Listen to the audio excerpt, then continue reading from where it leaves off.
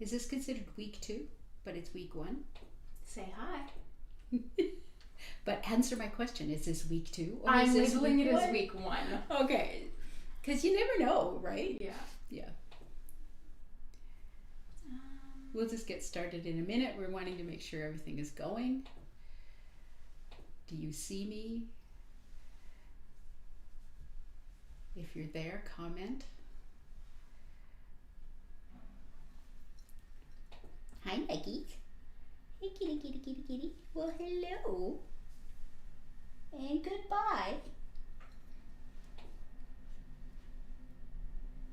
Pat Barnes says yes. Nicole Hebert says hi. Hi. Oh, it is 1 o'clock. So, Hi. there's Nuggie. And she's gone.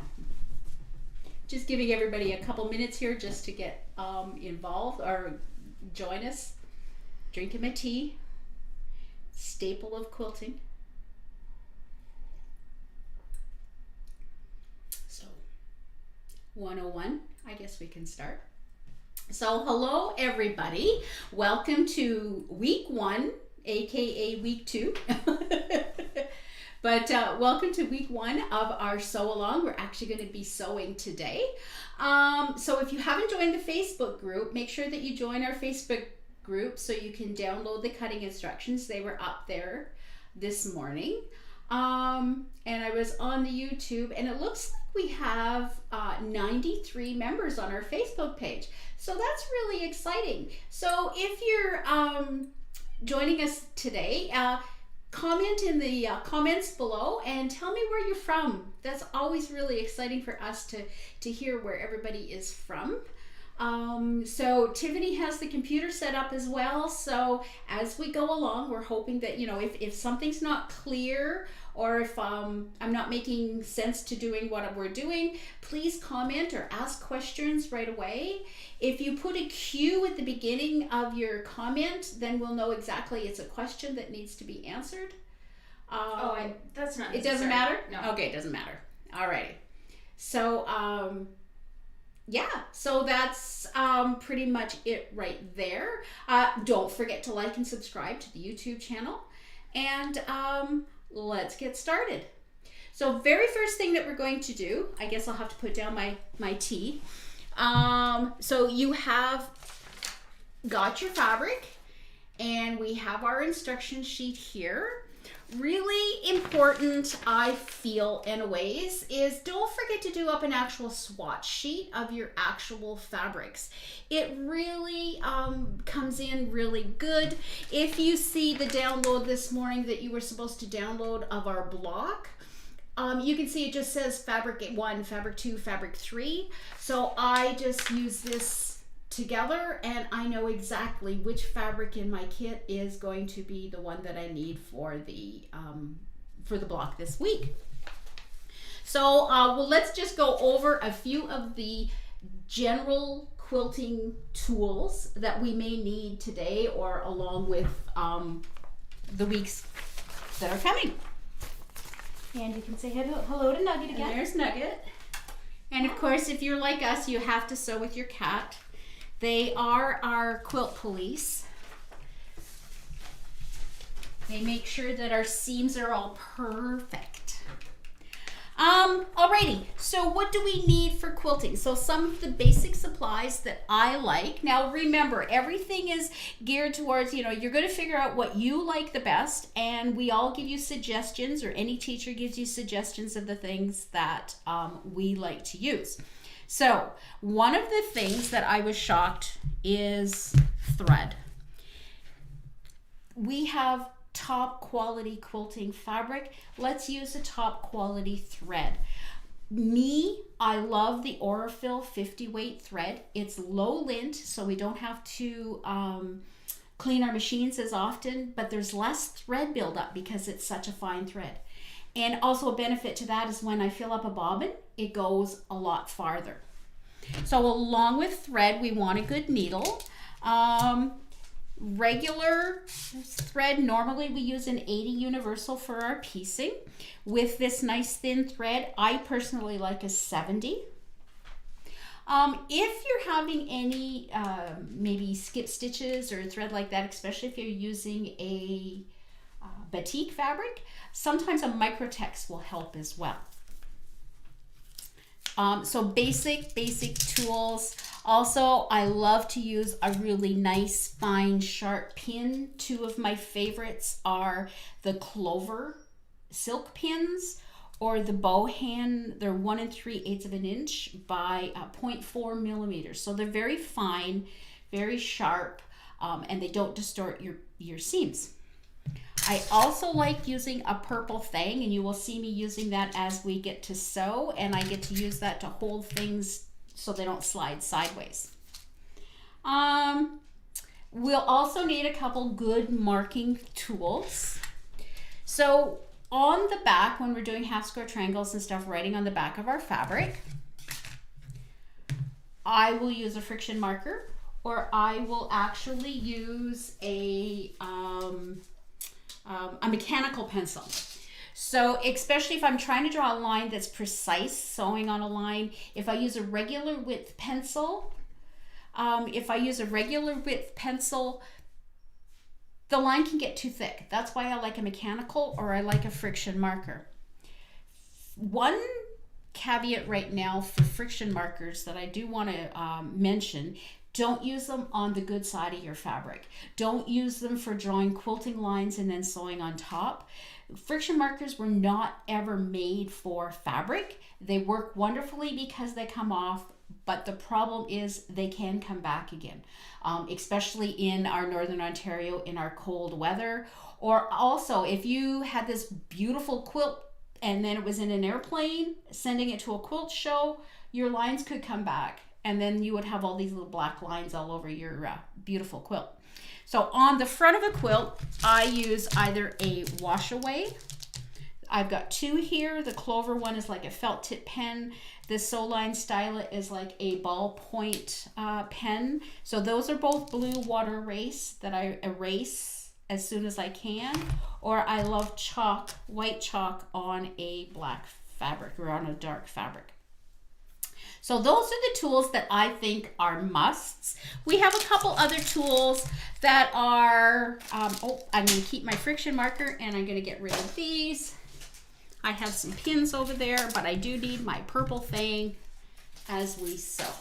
So a couple other things that I like is when I'm marking my tools, I like to put numbers on them. We just got these into the store. They're really cute. They have a loop that you can stick in a pin, and you can mark your blocks with actual letters and numbers. Couple other things. I do have a grippy non-slip coating. It's a spray that you can spray on the back of your ruler, and it gives you a little bit of non-slip. I was going to say stickability, but that's not really a word. It adds a little bit of opaqueness to your ruler as well. So some people also don't like that it's an aerosol. So you can also get Invisigrip. Not so much for the creative grid rulers that have the grips on the back already. It's more so for the Studio 180 rulers that don't have any grip on the back. And I do have this on my rulers. Especially for beginners, I love using the Seam-Align glue. I call it my magic pins in a bottle. So we can put little teeny dabs of glue along our seams. I will show you how to use this as we start sewing. Not necessary, but it helps some people. And this is diagonal seam tape. I can show you that a little bit later on when we start sewing. But I can put this on the machine and it has my 1/4 inch seams, etc. I do love a wool pressing mat. I like how it works. It keeps the heat. It's almost as if I'm pressing my fabric on both sides at the same time. You want to give them a warning with the other side? By the way, don't knock over your ruler or your iron and leave it on the mat, Brad, because it does scorch. Anyways, Also, for a simple fact, I wouldn't usually put my wool mat on top of my cutting board. I don't want any steam if I was going to, or heat to go and warp my cutting mat. I'm only doing a little bit today, so it's not going to go through, and I do not use steam when I do my seams. All right, and then some kind of cutting mat, and I do have a rotating mat here that I can use if I so desire. Any questions on that? Just a regular tools. Of course, we have a rotary cutter and our great rulers. We have a few hellos and one hi from Batchawana Bay. Hi! That's really exciting. That's on the other side of the Sioux, I think, eh? Batchawana I Bay? am not sure. Tell me, is it on the other side of the island?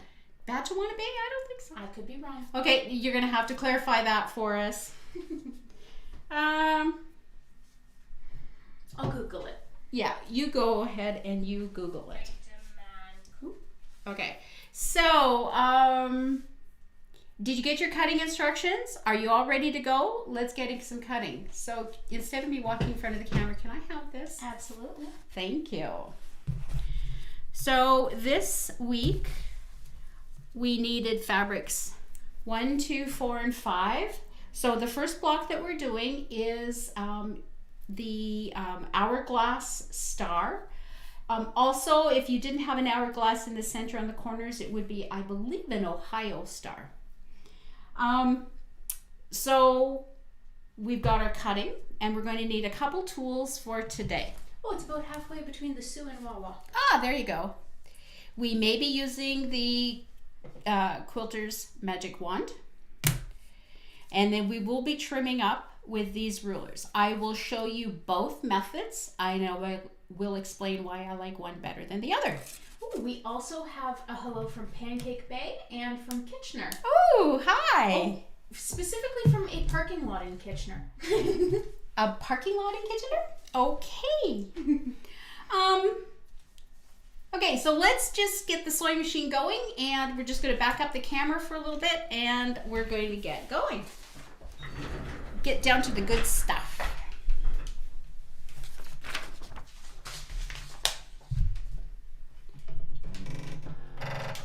First thing I'm going to do when I turn on my sewing machine is make sure that I'm sewing with the 2.0 thread length, stitch length, sorry. Because we're doing a quilt, I don't want to do back stitching and stuff in the seams. It gives too much thread buildup, especially when we have a lot of points. So this will help so our thread doesn't come undone. And remember, because it's a quilt, we're always going to have another seam that goes over top of it. Alrighty, I'm just going to hopefully not bang the camera with my chair. And we're going to get up here. So I, with my fabrics, decided that I'm going to use a dark gray thread. Hopefully you'll be able to see. Again, I love making things oversized. If I would have had to do these units and then having them absolutely perfect, I would have probably had to cut it something in an 1/8 or something, and it hurts my brain. So first thing we're going to do is we are going to make, there? Yeah. The units for the corner. So I need fabric 1 and fabric 2. And I have to make actually 2 sets for the corners. So I can take 2 blocks of my 1 and 2 blocks of my 2. So there's a couple ways that I can treat these. I am going to take my fabrics and I am going to put them right sides together. And now I want to draw a line and I want to sew on either side. Some patterns will tell you to cut this first. I don't like doing that because now we have a bias edge. So because we're keeping our square nice and straight together, then I'm not going to have that extra stretch. So I want to either draw one line from corner to corner, I'm drawing this really dark so you can see it online. I wouldn't necessarily draw it that dark in real. And I can take the other one. So I can either draw one line from corner to corner, and then I'm going to sew on either side of that line, or I can take the magic wand. There is a line down the center of my magic wand. It's exactly a 1/2 inch wide. So it's a 1/4 inch from either side. So I have this center line on my diagonal, and I am going to draw on that side. Noticing that my pen is as close as I can get it to the ruler. If I put it this way, you can see that you get quite a gap. We want to make sure that we're going to be as close to the ruler as we can.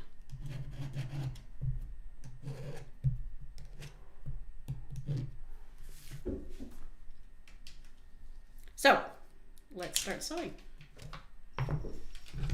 So first on this one, and this is the one I would normally do because I like to say I'm a time challenge quilter. Maybe I'm just lazy, but this way I only have to draw one line. And I'm going to show you when we do the next set. There's also a way that you can do this without drawing any lines. However, these blocks are probably too big for that technique. So I've got it set for 2. I've got my thread on. I also put on a brand new needle, and I've cleaned my machine. One thing I want to touch on before that I start sewing is your 1/4 inch seam. When I start a new project, I really love to retest my 1/4 inch seam. Oh my goodness, we have a hello from Northern Ireland. Oh, hello! Thank you for joining us from there. That's really exciting. Wow, that's pretty cool. Okay, so I did on the Facebook page put a link to my YouTube video on perfecting your 1/4 inch seam. Sometimes we have to adjust the way we sew, the way our eyes are looking, the way we're sitting in our chair. So if we can make that perfect 1/4 inch seam, it is the best thing that we can accomplish, and we can make absolutely everything. And theoretically, I was going to bring it and I totally forgot. But if you take 3 1.5 inch pieces of fabric, you sew them together on the long side, 1.5 by maybe 5. And then when you sew them together, that middle strip should measure exactly 1 inch, and the whole unit should measure exactly 3.5.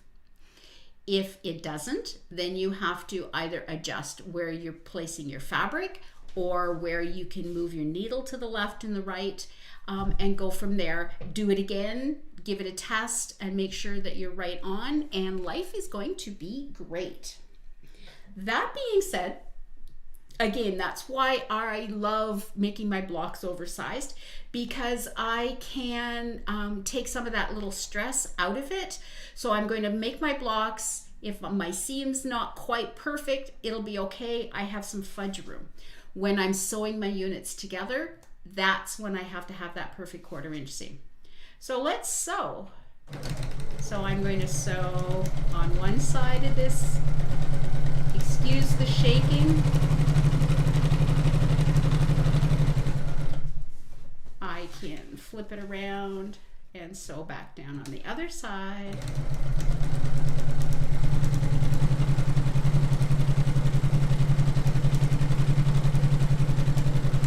Is my iron on, Tiff? No. Thank you. Okay. So now, because that was an exact 1/4 inch, I want to make sure that when I sew, where's my purple thing? I lost my purple thing already. Thank you.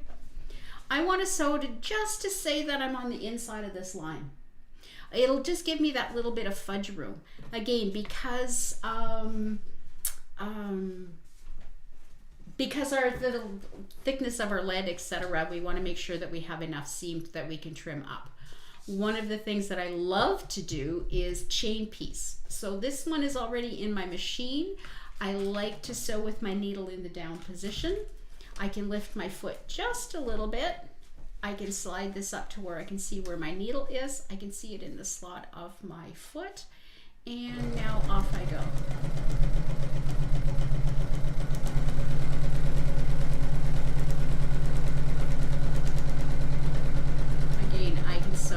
if I was sewing all my blocks and I had them all arranged for everything, I could throw the next one in. But because this is my last one, I am just going to flip it around. Do you know what, Tiff? I bet you I don't even have a pair of scissors. Can you check in my sewing bag and see if I have one? Thank you. Now let's sew down this side.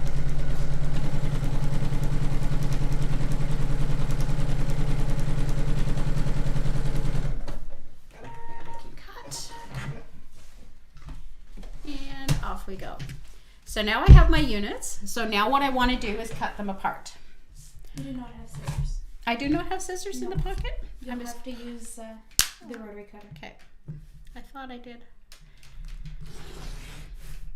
So all I want to do is cut from corner to corner. If for some reason I sewed a little crooked and my seam is less than 1/4 inch, or it's not that big of a deal, because my seam is already sewn. Okay. So now I have all my half square triangles, and I am going to press the seam towards the dark. So I'm just gonna pull this over a little bit so we can see, hopefully with the camera. I hope everybody can see. Is our internet better than it was last week? I'm sure that it is. Oh, it's definitely better. Maybe not perfect, but definitely better. Tiffany checked the speed compared to what it was at work, and it's like 10 times 20 times faster than what it was at work. So alrighty, so remember, now that this is cut, this is a bias and it's stretchy, so I want to make sure that I keep that as straight as I absolutely can. So I'm going to take my iron and I'm going to set my seam. I'm going to open it up with my fingers and I am going to press. One thing I didn't mention is I do want to press it towards the darker fabric. Turn the steam off. I'm turning the steam off. So when I want to press towards the darker fabric, which is our fabric number 2, I want to have that on the top. So now I can press, open it up, making sure that it's open all the way. When I press, I want to make sure that I don't have any little foldy over part, because my size is going to be wrong, and I don't want to stretch it so hard that I see my thread. I just want to make sure that it's pressed right up to that thread, right up to our seam, but not stretched. So we'll do this 2 more times. One of the things I like to do too is chain piece, but I also like to chain iron. So I will put that one, my next one on top, staggering my seam. So this way my bottom seams are getting pressed over and over again, keeping things nice and flat. Alrighty. So now I have my sets of half square triangles. What I want to do to be able to make an hourglass is now sew these together. So I'm going to take one of them and I am again going to draw a line from corner to corner, making sure that's going over across our seam. I don't want to do it in the same direction as our seam. I want to do it in this direction.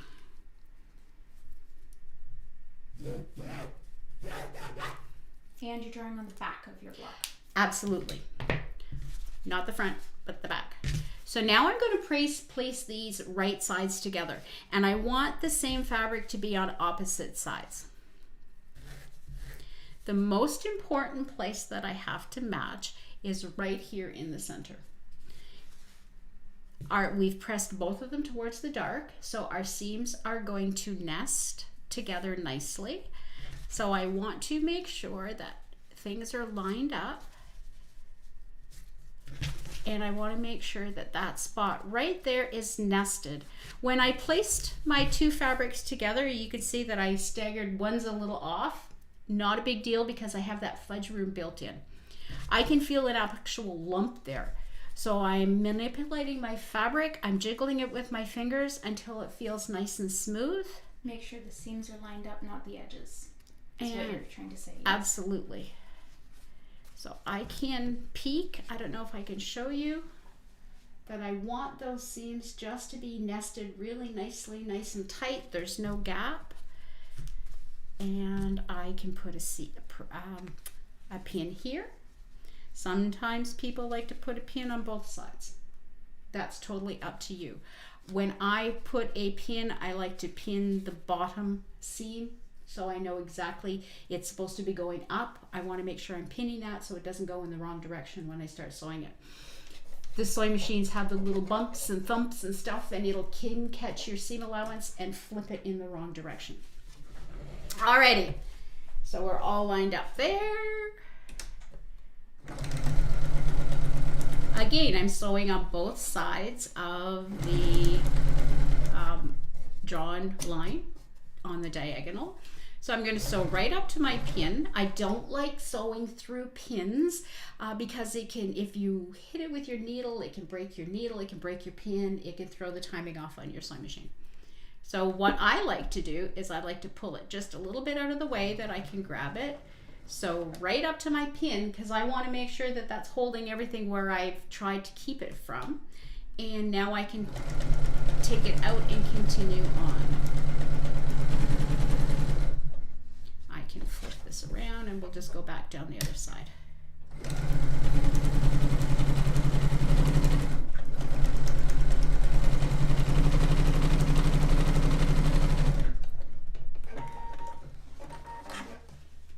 So now if we peek,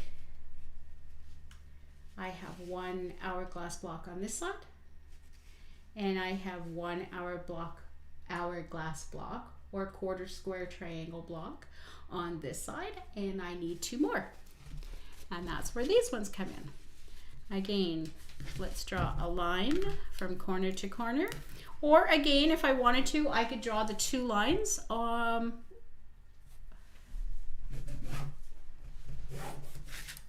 But for time, we'll just draw the one. And let's get that seam lined up. Oh, I can feel a lump. Or Any questions here? I can feel a gap actually, so I'm going to move it back. We thought we would keep the first block quite easy and straightforward because we do have some new beginners. So that I can pin that seam. Again, if these ones, I try to just line them up a little bit. If they're off a little bit, it's not going to matter because I'm not sewing out here, but I just want to sort of, you know, nest those two seams in really nicely. And now I can sew. I'm going to grab my thread. I like to hold my thread within the first couple stitches. I don't care what kind of machine it is. It always seems to make a rat's nest underneath if we don't do that. Just for a stitch or two. I'm coming up to my pin. I want to take that out. Right. And here's where the purple thing can come into effect as well. Oh, there it is. And so when we get to the corner of a block, a lot of times it wants to shift sideways. So I have gotten into the habit of holding it with my purple thing because I can go, it's a lot skinnier than my fingers, and so I can hold it right into the spot that I want it to stay. And let's just go back. Oh, my thread broke.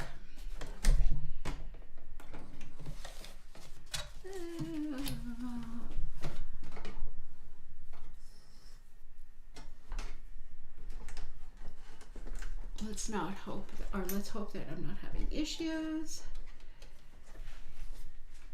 Oh, I get to show you this really cool machine. So this is the 160th anniversary of the FOF. It's the Quilt Ambition 635. It has a semi-automatic needle threader. So I have my needle in the upright position. I thread it normally, go through these guides. There's a lever here on the side. I can push it. Whoops. Of course it never works online. I did it 100 times before this. Let me just give this a pull.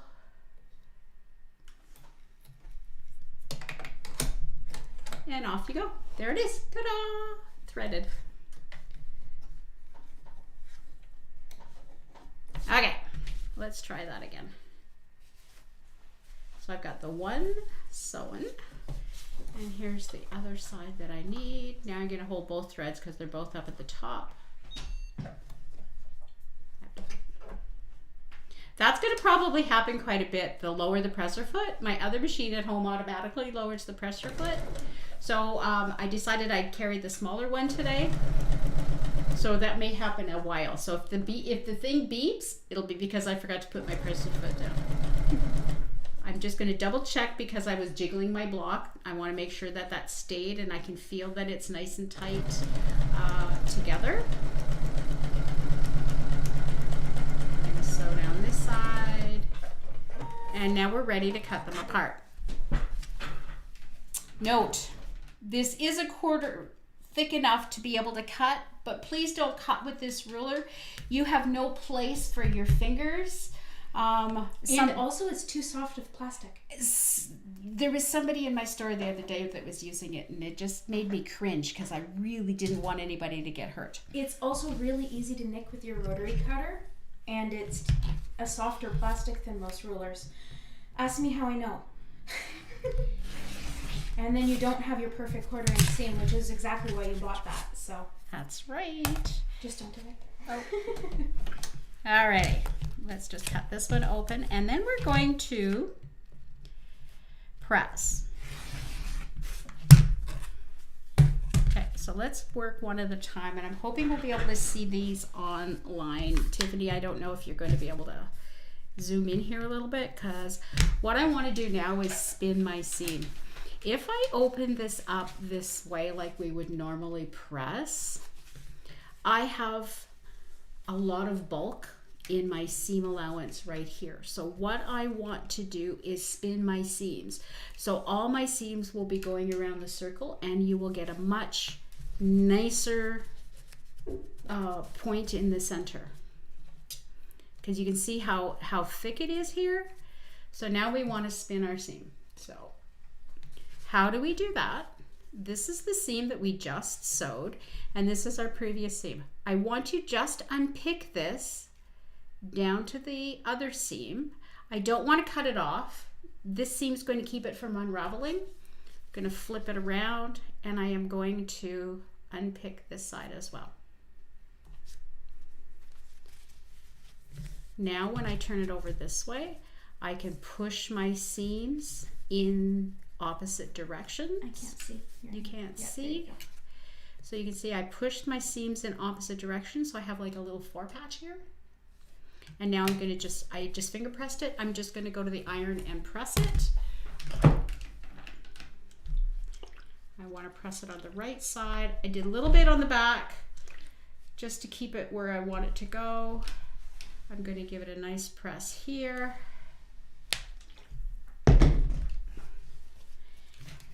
Now I don't know if you can tell, but it has totally reduced the bulk that's in the center of our half square triangle, or of our hourglass unit. It looks like you need to press that a little better. Sorry. Just make a little. Bring your ironing mat this way. Okay, I can do that. So we can go over that again, because I have to do it a few more times. Alrighty, so I am going to unpick this side, flip it over, unpick those 2 stitches on this side, open it up. Now my seams will go totally around, spin around the center.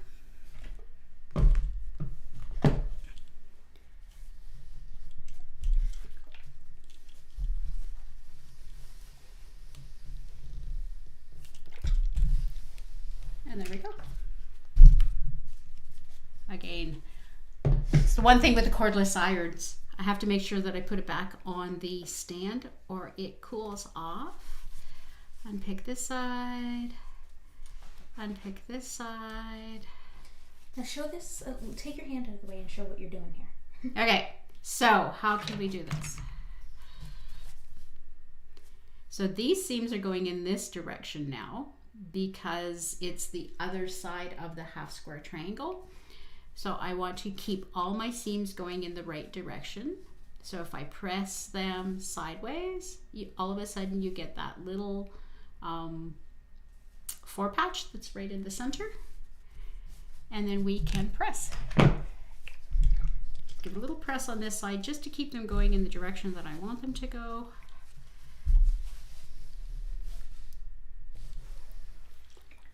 Now it lays beautifully flat.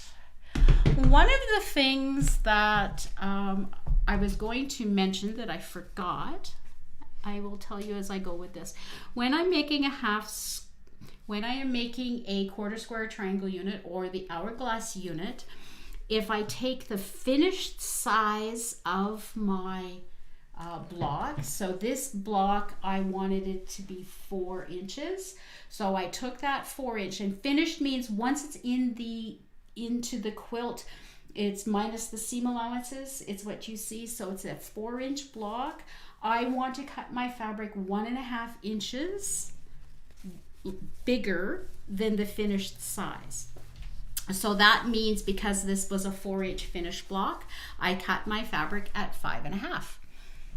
And I was going to take the mic to do the pressing. No. There we go. So now I have my 4 units. And I want to trim this up. 2 ways to trim them up. So first, my favorite one is the Tucker trimmer, and I will go through that in a second. I will do this one first. So now I want to square them up at 4.5. So, excuse me, remember I had said that it was a 4-inch finished. So I need a 1/4 inch on one side, a 1/4 inch on the other side. So that works out to 4.5 inch. I want to ensure that this point right there stays in the center of my block. So now I have to do some math. So half of 4.5 is 2.25. We worked it out ahead of time. This one's not so bad, it's easy to do, but so sometimes it's an 1/8. so what I want to do is I have the 2 diagonals on my block. My first diagonal will be going along my seam. The second diagonal, that point in the center, I needed to line up with the 2.25 inch mark on my block. And the 4.5 inch on the corners. So you can see that I've got this line here down the center. I've got my 4.25, and that's why I like the little Creative Grids blocks, because they have what I call these little chicken feet. So my 4.25 little chicken feet is pointing right to the edge. My 4.5 line should line up exactly with the side of my block. I have a trim up space on this side, and I have a little bit of trim up space past the 4.5 on this side. So when I go to cut a square, especially because there's seams there, I want to make sure that I'm pushing down on this corner and holding my fabric nice and tight so it doesn't shift under the ruler. Holding my rotary cutter nice and flat against my ruler, and I'm cutting the first side. Second, if I place it back here, I can't see anything. You can't see anything? If I go over here. It was your elbow. So if I cut with my rotary cutter and start here and cut, you can chip the corner of your ruler. And if I see correctly, I think this one's already been chipped. So what I like to do is take my cutter, butt it up against my ruler, roll it back just a bit to cut that edge, and then I can cut it forward. Okay, now I'm going to rotate my block. Again, my diagonal will be on the center diagonal seam. I will now have my 4.5 inch line on the edge of my block. And just to ensure that everything is correct, my 4.25 will point right to the center of my block.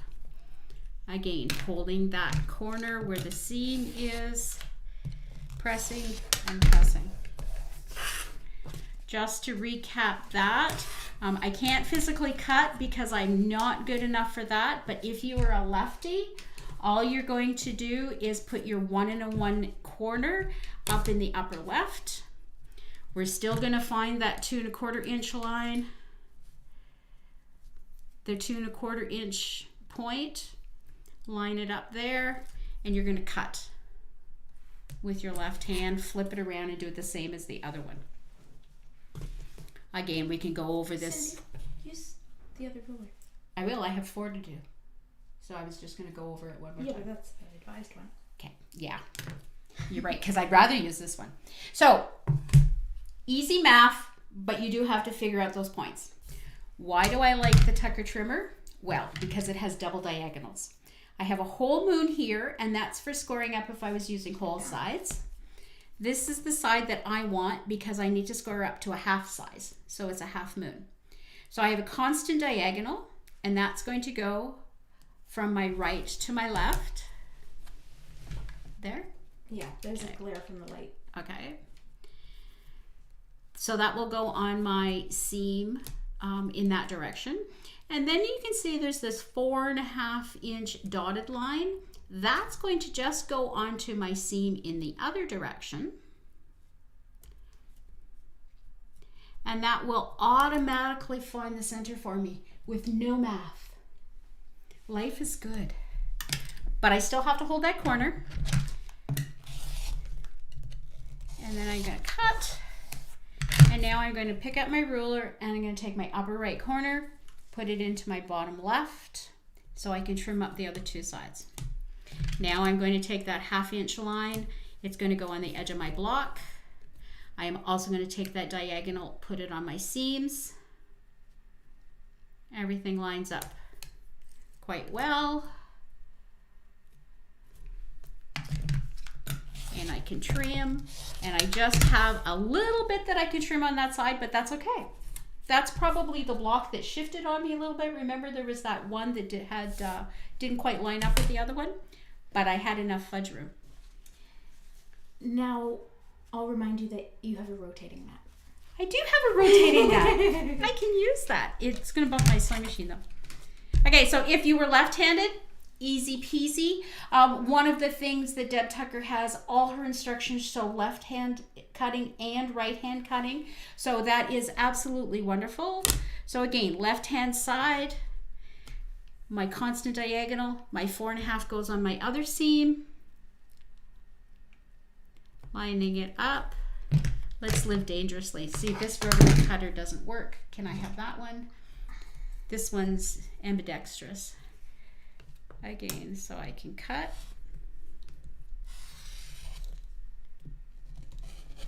Cut.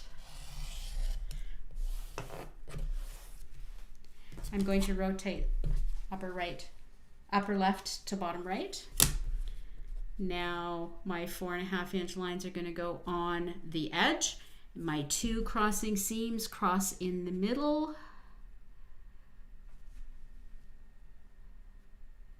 I think you need to cut right. And I think I need to cut right-handed because I'm a little off.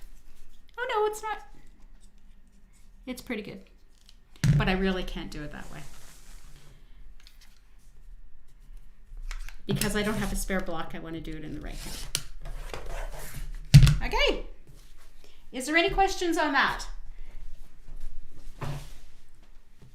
So far, no questions. So far, no questions? Okay, I'm going to do one more. My double diagonals in my seams. They might be slightly behind us in the stream. Okay. You can feel the roughness on, or can you hear the roughness on my ruler? That is because I have that grippy on the back, so it's not sliding like some of the rulers would if it didn't. Also, now I have to sort of lift my ruler to slide it. It won't slide on my fabric. So that's why it's taking me a little bit longer to align them, but at the end of the day, it works so well. Again, I've got fabric all the way around. I've got my diagonals on my seam. 1, 2. Upper right to bottom left.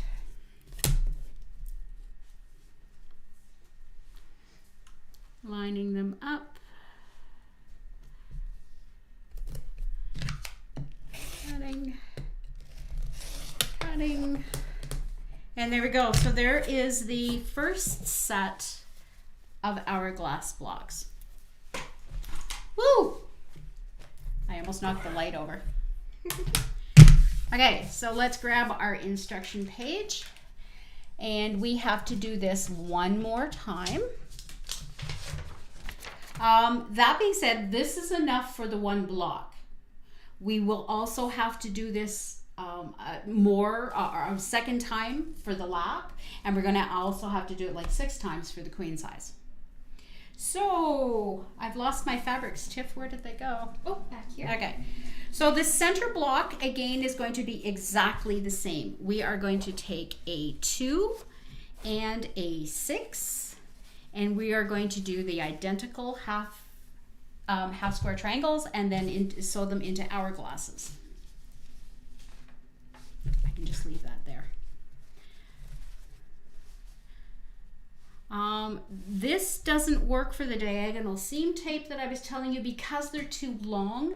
I will show you that on another day. It's hard to tell on batiks, but make sure your fabrics are right sides together. Absolutely. Right sides together. No, that was for you. Make sure those. I did. Okay. Because I already checked them out on my paper, on my Okay. board. I already have them all right side up.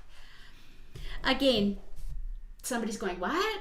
So batik is a little different than regular fabric. It is hand dyed, and you can't very well tell too much the difference between a right side and a wrong side.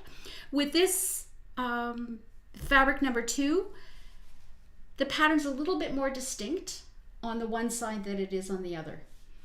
I could choose whichever side that I wanted to use on this fabric. I decided to use the more distinct side as my right side. But you can literally choose whichever side that you want to use. Again, you can pin this if you like, And I'll move out of or your way. not. And we are going to do a little quick.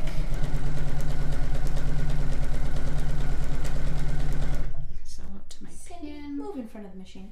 Oh, I didn't want to bump the You're camera. Am I a good? foot away. Okay.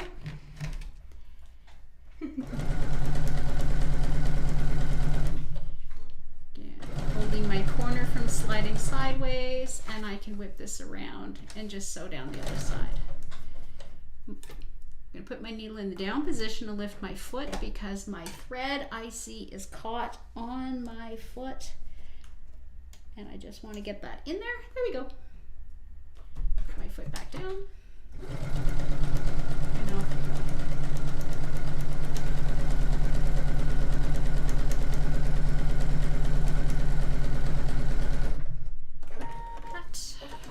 We do have a comment that says, I am a newbie and already learning a lot. Oh, good. Good, good, good. I like newbies. See, I was going to grab the magic wand to cut. It's just like, don't do that. Don't do that. I think I have. Actually, I do. I have a smaller ruler here. It's still a 2.5 inch across, so I can have enough space for my fingers to be able to cut. Again, I want to press my seams towards the darker fabric, so I am going to place that on my ironing mat with the right sides up. Again, I don't think I went over that on the other block, so I first set my seam, and that sort of embeds my threads right into my fabric, again preventing any of the thread buildup. Opened with my fingers, set my seam, open with my fingers, give it a press. Now I have my 2 blocks. Again, very same thing. I'm going to place them again right sides together with the opposite fabrics touching. And I want to find my center position here. Make sure that that's nested, wiggling and jiggling until I have that lump gone. I am going to, oh, you know what? Before I pin that, I have to draw my line. It's really hard to draw a line on, this is block fabric. Let's go with my white pen. I do not have a white pen other than that one that was over there. Let's live dangerously. I don't have one I can lend you. Okay, that's the. You might want your diagonal seam tape for this. I don't know if it'll work because my But it'll my work on thing your is. last half. It will work on my last half. Yes, because you can't see that line. Okay, so let's find the diagonal seam tape. Let's talk about this. I'm just going to take my foot off here so I can place this on my sewing machine. This is just a seam guide that we can stick right on our sewing machine. This is paper tape. I think, what is it called? Washi tape. So it comes on and off very easily. So what I'm going to do is I took my foot off of my machine. I found this is the easiest way to do it. I can lower my needle. I'm going to stick this underneath here, and I am going to line up my red center line right with the needle. So now I've lowered it, and it's going to hold it into my machine. So you've put the needle right through the right through the tape. Now I am going to line it up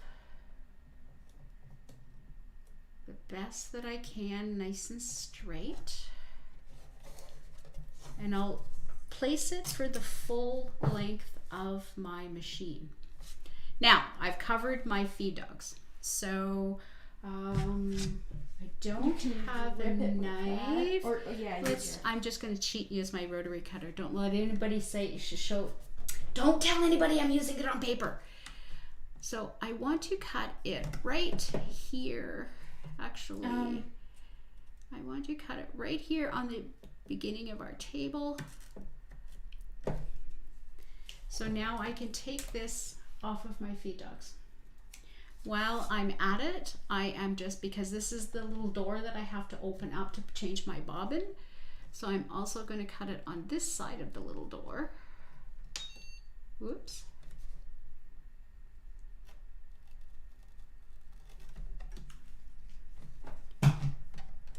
Now my door can open. I can place that back on. So now I have lines that are giving me the center position and also a 1/4 inch away. And I've got my thread stuck in my foot. Give me a minute here. Remember, this is live and unscripted, right? If it's going to happen, it's going to happen on air. Alrighty, so now I want to sew on both sides of my line. I make sure to pin your seam on that. Oh, thank you. Yes, Tiff. Okay.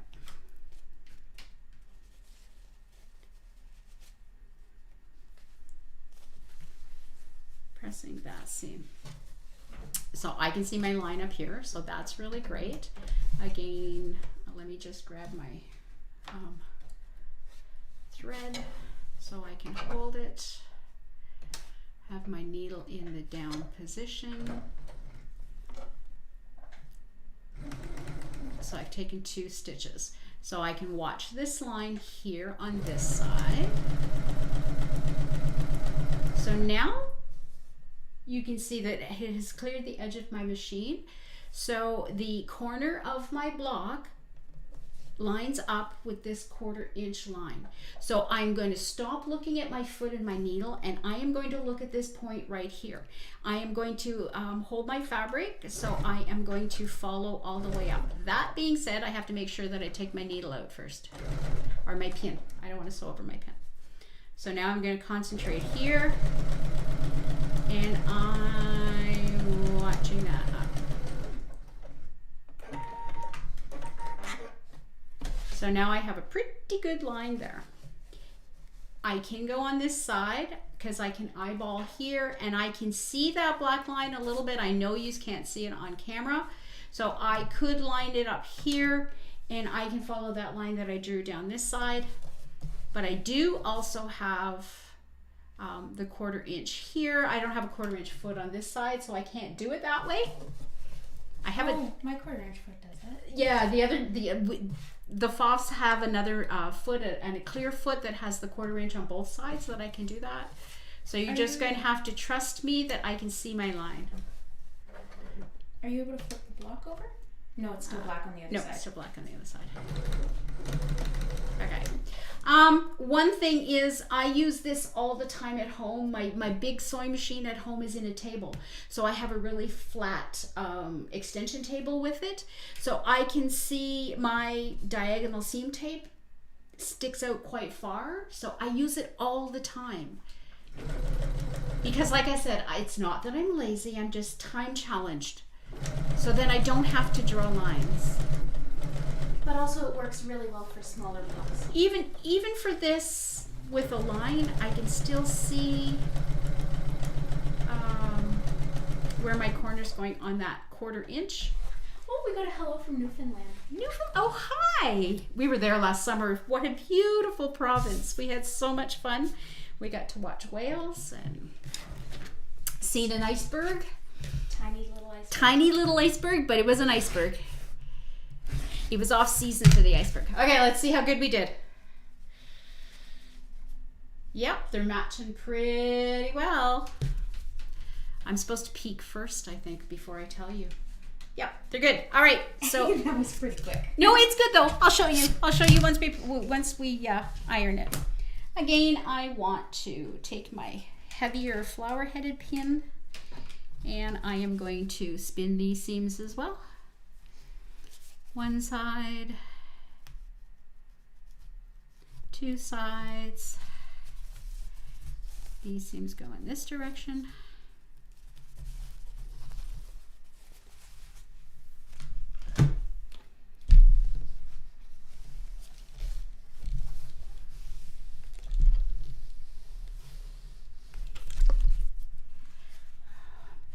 We grew up with a wood stove, or my kids, when I had my kids. Sometimes when I press batiks, because they are dyed with a wax resist, it smells like crayons on the wood stove. Who would ever put I have crayons on a no wood idea stove? that, but it was really pretty. That doesn't sound like anything your kids would do. No, not at all. But they made pretty shapes. But it does bring back that memory. Okay, so now we've got these, and again, we're going to trim those up identical to the other ones. We want to square them up to 4.5 inch. You're gonna want the other cutting mat. Oh, my other cutting mat works better, doesn't My it? cutting mat is not great. Okay.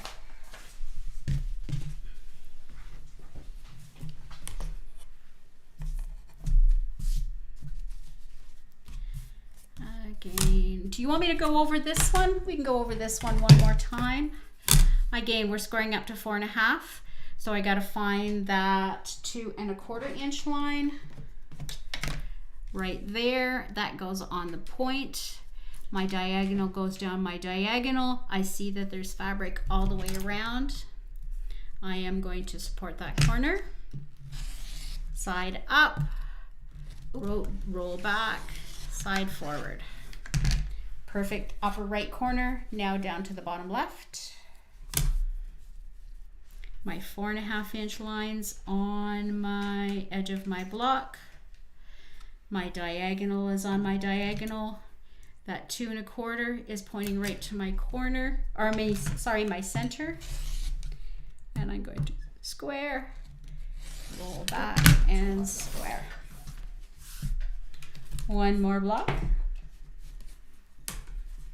And we will use the tucker trimmer, because again, it does the math for me.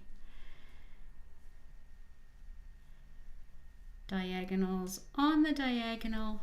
I can see I have fabric all the way around. 1, 2, upper right down to bottom left. Now my 4.5 inch guidelines are on the edge of my block, but my double diagonals again are lining up on my block, intersecting right in the center. So everything is not going to be wonky. And there we go.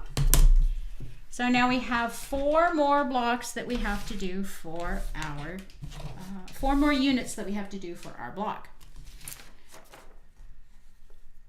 So on the sides, we need 6s and 4s. So what I am... 2. And a 2. 6s, a 4, and a 2. So what I'm going to do is take my 2 and my 4 and 1 6 for each. And I know it's going to be the 6 that's double, because in our finished unit we have 2 6 triangles. a 4 triangle, and a 2 triangle. Alrighty. Okay. So on my light ones, I am going to draw my line on the back, and I am going to make half square triangles exactly the same way as I did before. Is that the back? It is the back. I flipped them. Okay. Yeah. It just looks very There's not much difference. patterned. Yes. Yeah. Yeah. For the back. And yep. I don't even think you could tell on camera the difference in between the front and the back. Probably not. No. Again. And just because of camera purposes, I draw a little bit darker than what I actually need. Alrighty. So, right sides of my black, I am going to place right sides together with my line. I can pin if you want. I'm going to live dangerously, and I'm not going to pin. I pin when I need to pin for sure. Sometimes, because I have that little bit of fudge room, I take advantage of it, so I don't have to worry about pinning so much. So again, if I want a chain piece, if I was doing both of my blocks, I would probably do all of my one colorway at home. I'm just doing the one today. Try not to talk when you're sewing. Okay. It doesn't hear it? Okay. Oh, usually. I Okay. don't know if they're hearing it, but usually it doesn't Okay. come out well. So I've just left this in my machine. I sewed 2 stitches past my block, and so this is what you hear. If you ever hear the comment, I'm chain piecing, this is what I'm going to do. If I was sewing lots of blocks together or lots of pieces together, it would make one long chain. So I've sewed 2 strips past the previous block. I am lifting my foot, butting this one up almost against my ruler, and continuing on this way. Almost against your previous block, you mean? Yes, against my needle, not my ruler, my needle. Your needle. My Okay. needle. You would think I wouldn't get so nervous doing this, but I do. Seam ripper would. I'm sure there's some scissors in the I didn't see in one of those pockets in that bag. Okay, so now I've got my next block. I'm just going to sew the other side, lifting my foot, butting it up against my needle, sewing down the other side. There they are. Thank you. Sorry. I just want to get rid of these threads because they drive me crazy now that I have scissors. 2 stitches past. Going to take my other block. You know what? I'm going to move my coffee or my teacup. Are you dunking your block? Almost. And I need to sew on this side. Lift my foot, butt it up against my needle. Again, I never went over this ahead of time. I should have, because we have newer people. You don't see my hand back here because I don't want to pull my fabric through. My feed dogs are going to pull my fabric. I want to always have my hands in the front, guiding it to where I want to where I want it to go, that I want to stay that line right next to my foot. I never let the fabric slide through my hands. If I just held my hands and let it slide, I have no control. So I always sew with my hands, guiding my fabric. When I get to the spot where I have to move my hands, I can stop and I can realign my hands. There's that one. And did we do 2 on that one? We did. I can now cut my thread. We are going to cut this on the center diagonal.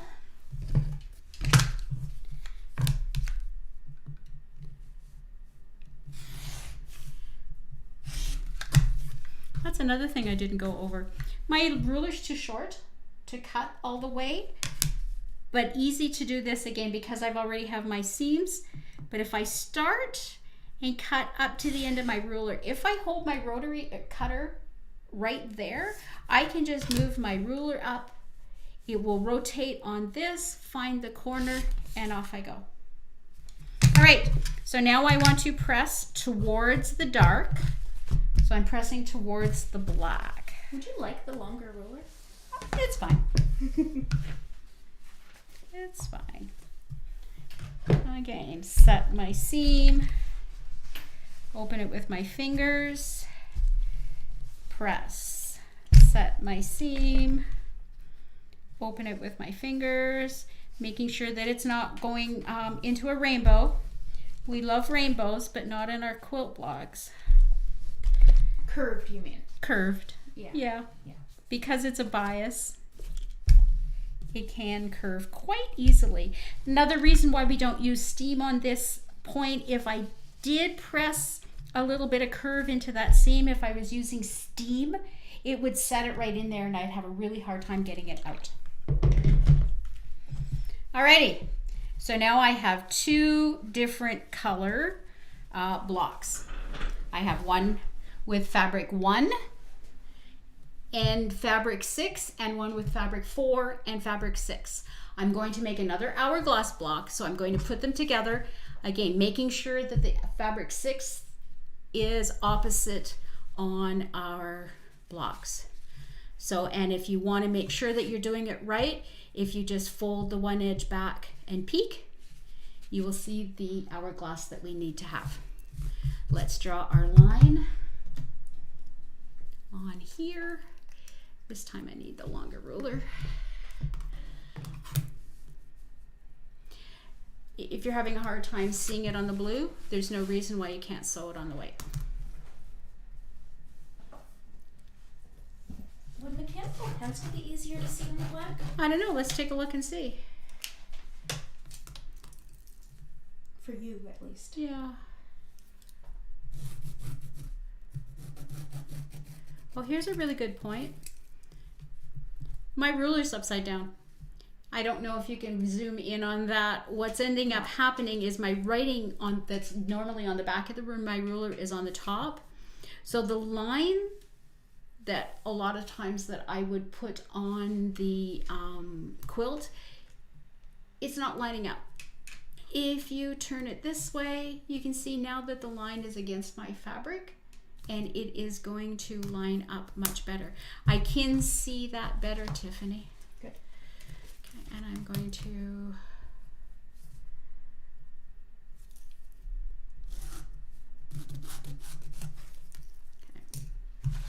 Alrighty. So now that I have them, I'm going to double check, make sure my blacks are on opposite ends. I want to nest that spot right that's in the center. Pinning my seam allowance that's on the back so I know where it's supposed to be so it doesn't flip over. I can actually, while I'm over here, I can do the same thing. Oops, my two blacks are together.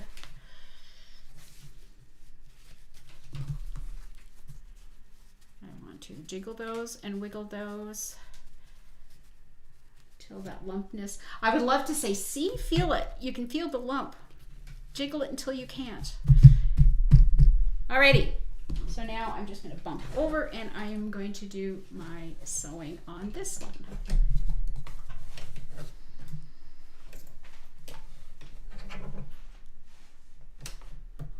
Just have a little thread tail there. I've got my two. Alrighty, so I'm going to sew up to my pin. I can align my corner up with the 1/4 inch line on my diagonal seam tape. Off I go. Up one side, use the other one.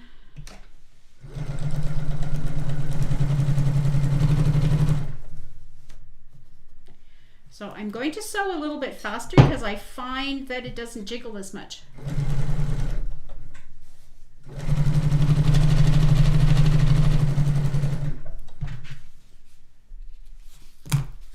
Second block. Oh, the quilt police are back.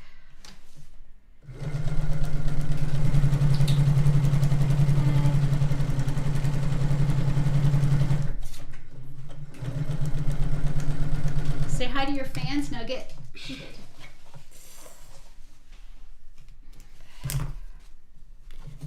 They're not kittens anymore. They're a little bit more laid back. It's not as exciting what it was last year. Yeah.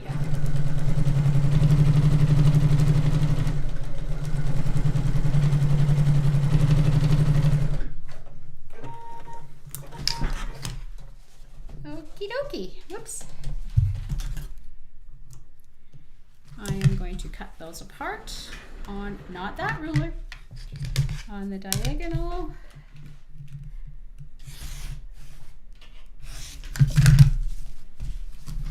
I put in a nice new blade on my rotary cutter. It is such a treat to have a new blade. I don't know why we wait so long to do that, but it seems like every time I go to change my blade, I wonder, why did I wait so long? Again, I want to spin those seams. So I'm unpicking that seam allowance. Finger pressing my seams in the direction that I want them to go. Just a little press.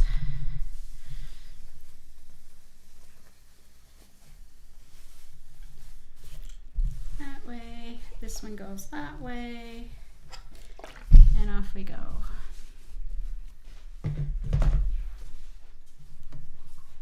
This is one of the things that I love using the flower head pins for. I've got a little bit more grip, and they're a lot thicker than the pins that I use to do the seams, but they're great for this because they have the extra strength I need to just pull that thread out.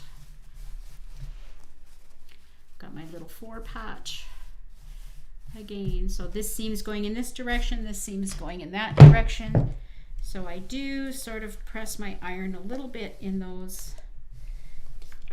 I'm not pressing really hard, but I want to make sure that those seams are spinning in the direction that they have to go.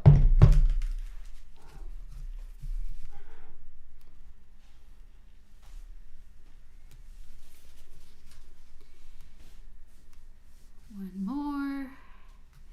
Might as well unpin this one while I have, or unpick it, unsew it.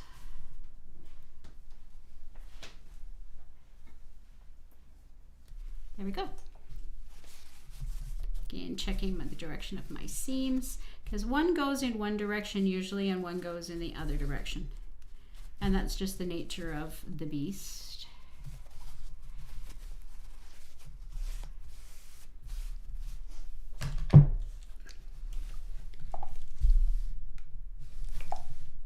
One and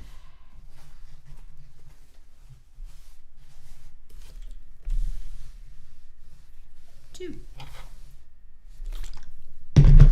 So now all we have to do is trim these up and we can actually put our block together.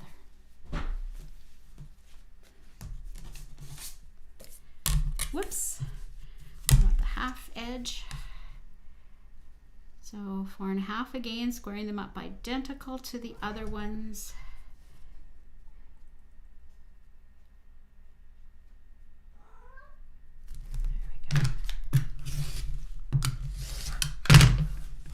This one, my one seam's off just a smidge, like just a hair. But you know what? At the end of the day, nobody's going to notice. Don't tell anybody, Kay. I'm telling. No, don't tell anybody. What happens at quilting stays at quilting. You know what? No, we're broadcasting this all over the world. Yeah. You know what happens though? We have to strive for perfection. And we really have to try really hard to be as perfect as we can. But we do have to give ourselves a little bit of leeway when something's not quite so perfect, because we just aren't. That being said, when I look at something, and it literally was only out of thread, so I have to tell myself, number one, why do we have this quilt? Why are we making this quilt? And number two, can I live with it? So if I am making a quilt for my grandkids to drag around and love to death, or it's on the couch and it's going to be just used and abused, if I have a point or a corner out that's a little bit, it doesn't bother me. If I have a quilt more so a quilt like this one, that people are going to be judging and looking at it, or if it's something that's going to go into a quilt show, I want to make sure that I can be as absolutely perfect as I can. So that one was okay. Let's find out when we sew the blocks together if there's anything that I'm going to have to fix. Again, remember that, can you live with it? I was just working on a quilt at home, and I had half of it sewn together before, or part of it sewn together before the other brown fabric came in. When I took the new brown fabric, we still really like the new brown fabric, but it didn't go with the 4 pieces of the old brown fabric that I had. So you know what? I just took them apart. I said, that's it. I'm okay with that. It's fine to have to unsew when we have to. Someone stole your seat.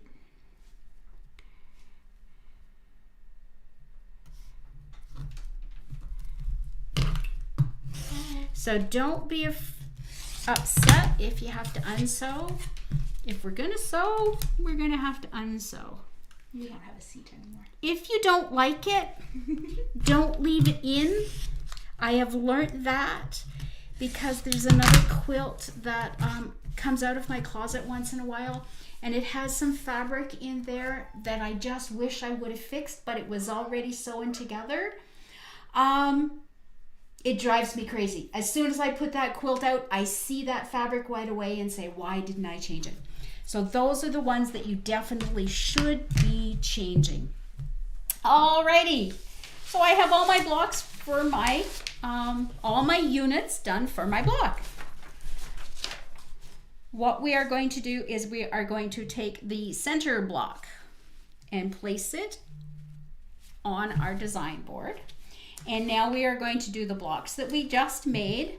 So our fabric number 4 will be facing the center block.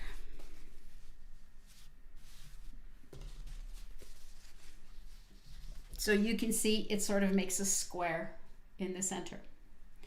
And here is the difference. We have, how come we have an extra one of these? Oh, that's for the other center. That's the other center for the other block. I have to do that after. Okay, so the hourglasses on the corners will rotate around the block. So it doesn't matter which way we have it in our quilt, it'll always be standing up. So our first block will be, so the fabric number 1 is vertical.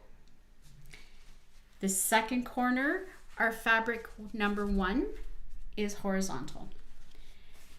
The third corner will be vertical again. So if it's this way, we're going to rotate it clockwise 1 turn. This way, rotated clock 1 turn. So these 2 are vertical. These 2 are horizontal. And now we're going to sew our block together.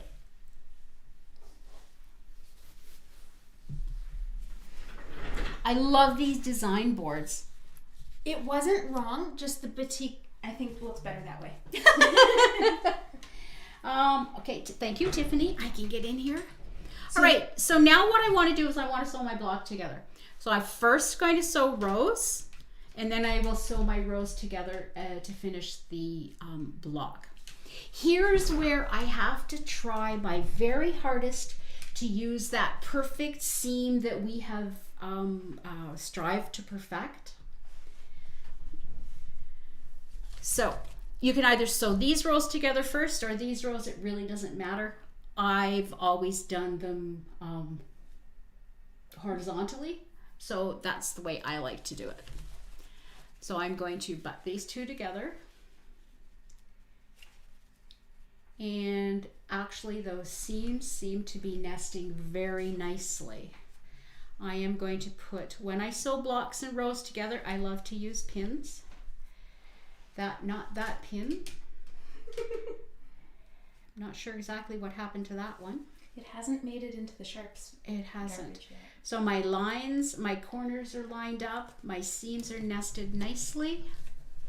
Now remember, this is live. Oh, put my presser foot down.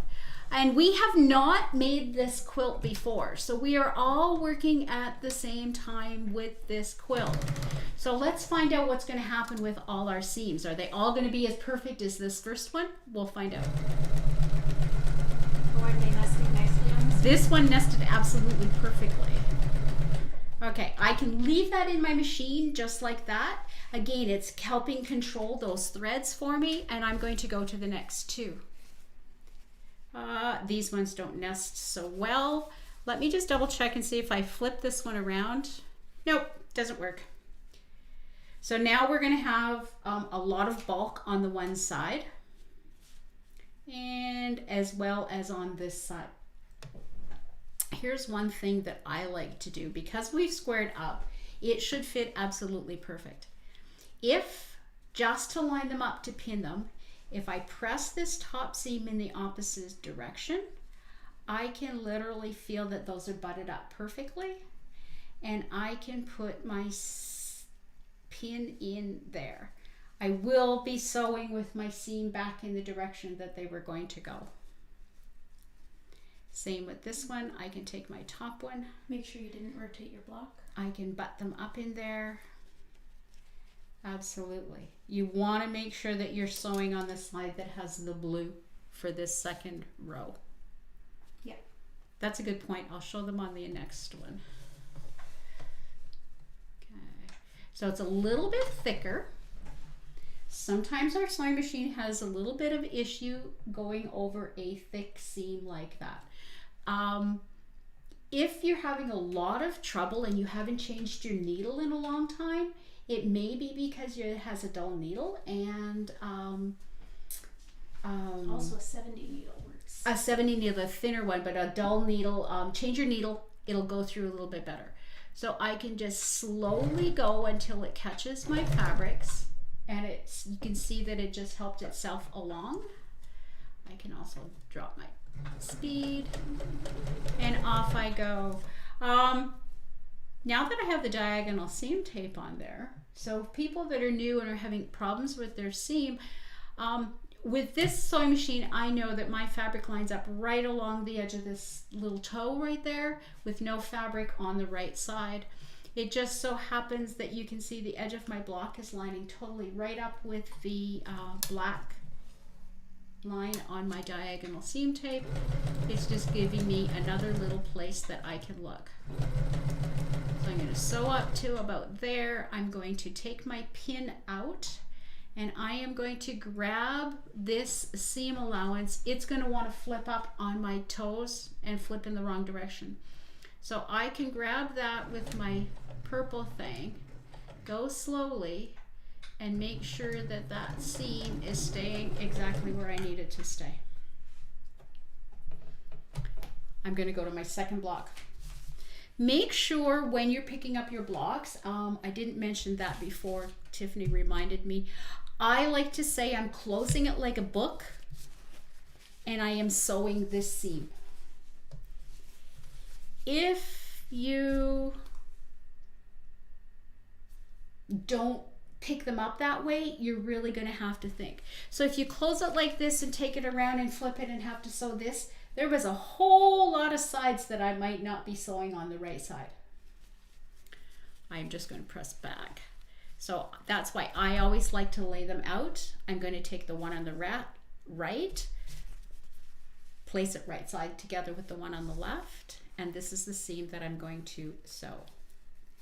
This one seems to be nesting nicely. There and there. I can put a little pin in here if I want to hold it while I get it to my sewing machine. Again.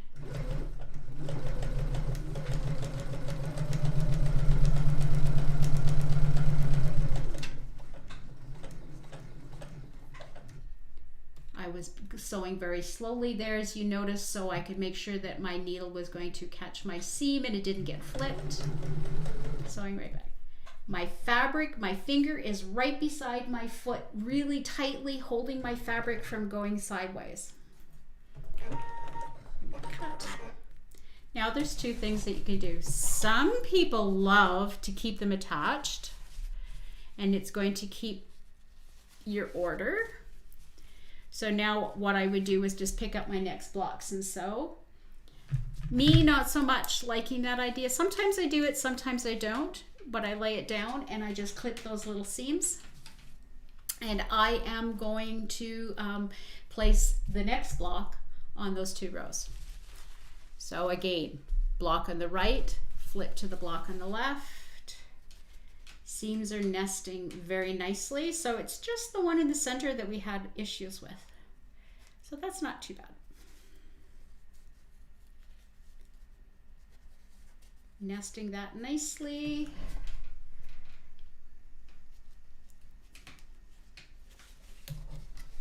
And off we go. Put the pressure foot down. I told you that was going to happen all day today. We get spoiled with our machines. Here's another really great thing.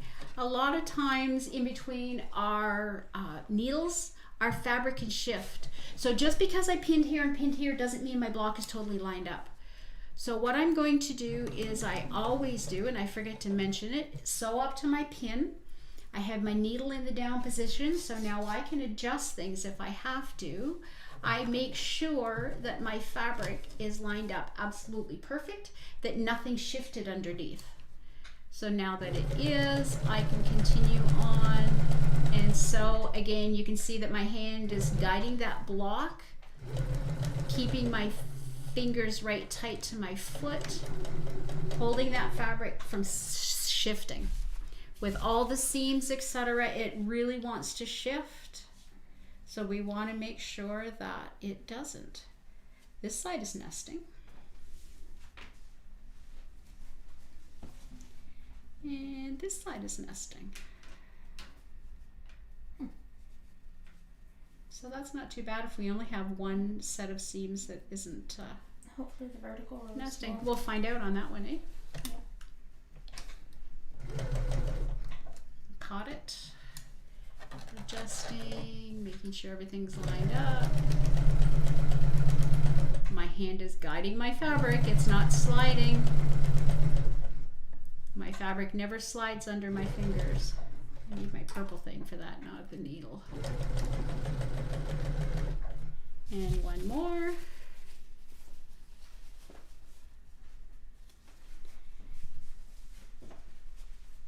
Nesting really nicely.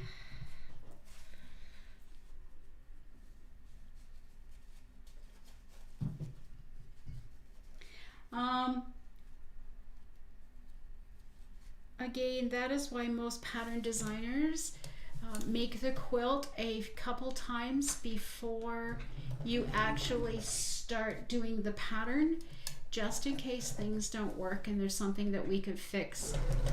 Like seams not lining up. Like seams not lining up. We actually spend a lot of time thinking about the directions of seams, whether one block butts into another.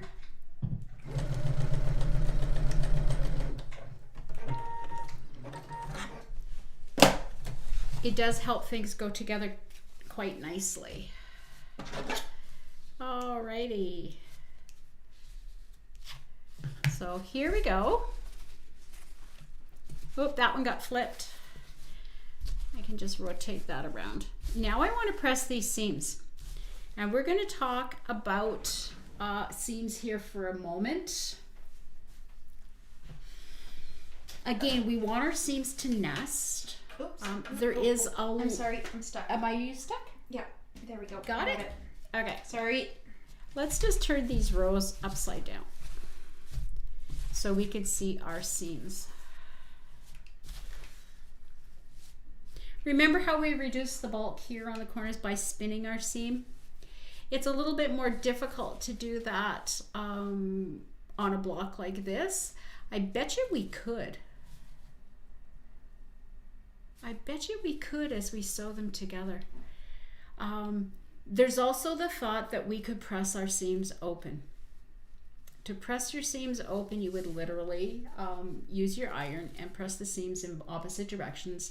they say to reduce the bulk. I need to try to spin those seams. Let's see if we can do it on our rows. I prefer not to spin my seams unless I absolutely have to.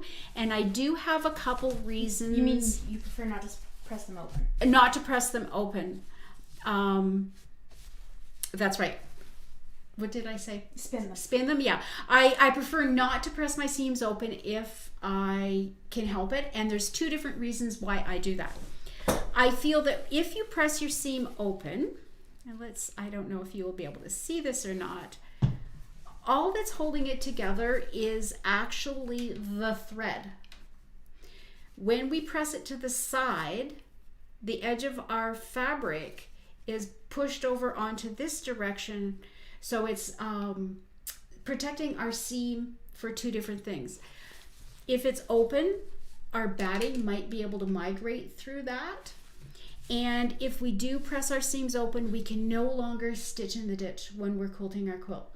If we stitch, there is no specific ditch. We're not sewing on one piece of fabric or the other. We would be sewing exactly in the seam.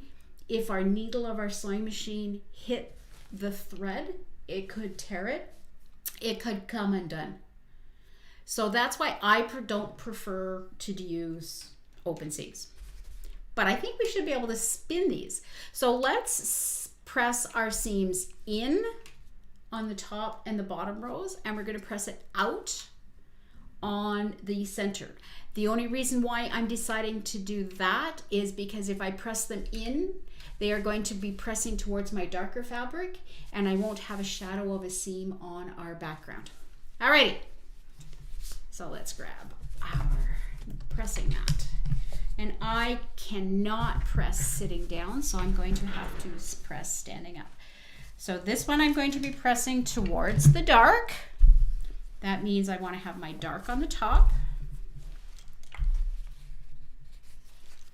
And I'm going to flip it over and my dark on the top.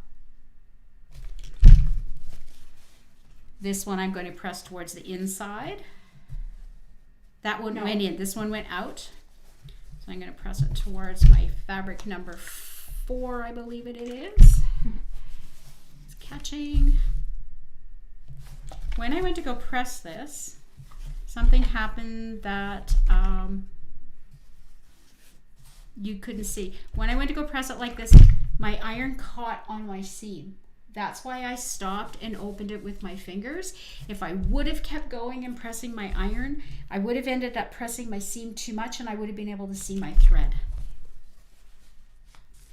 And then again, this one we're going to press towards the black. It's going to the inside towards our... No, you just did it the wrong way. Yes. No, it's going... You just did it the wrong way. I did do it the wrong way. Thank you, Tiffany. You're welcome. That's why we sew with buddies. Black on top.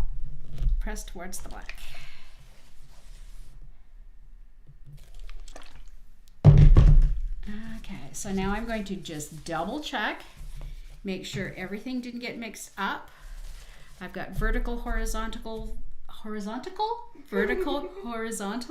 My blue is in my circle. I can sew my rows together.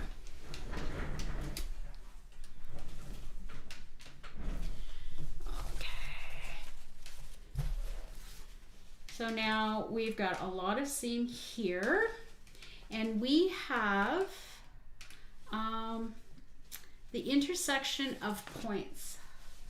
Let's see if I can show this. Can you see good there? Where's the best place to be? As much under the sewing machine light as you can get. Okay, like under here? Yeah. Okay, so my points are coming together right here, and that is exactly the 1/4 inch or my seam allowance. So I want to make sure that when my seam sews, that it's going to sew right along there. And I also want to make sure that this point of this block lines up with this point of this block. Couple ways to do it. We have pressed our seams in opposite directions, so that's really great. I can take that heavier pin. On this side, I can literally see the intersection of my threads. So I want to put it right in the point and I can place this for the bottom one into the point here. So what I'm going to do is I'm going to line these up. I am going to jiggle them so my seams nest in this direction, and my pin is staying totally horizontal. It's not bent one way or the other. Now that I have that matched up really nicely, you can see as I jiggle it back and forth, my pin goes up and down. I want to make sure that it's as straight as I can. I am going to take my other pins and I am going to pin my seam. Some people like to pin 2 on both seams here. Over here at the end, I am going to nest those seams. These ones don't nest, so let's just jiggle them. I have a teeny tiny little yellow pin in there. Okay, now we're going to go back over to this seam on this side. Again, grabbing my flower head pin, I'm going to find the intersection of my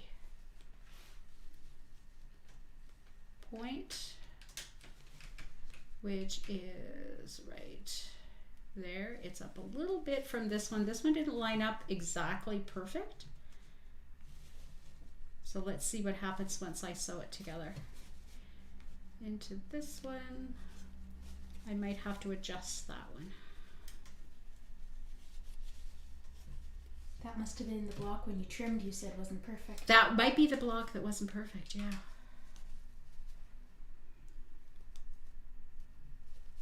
Pinning there. And I also want to line up, this side's nesting. Just the other side didn't nest. That's not too bad. Alrighty. Here we go. Let's sew.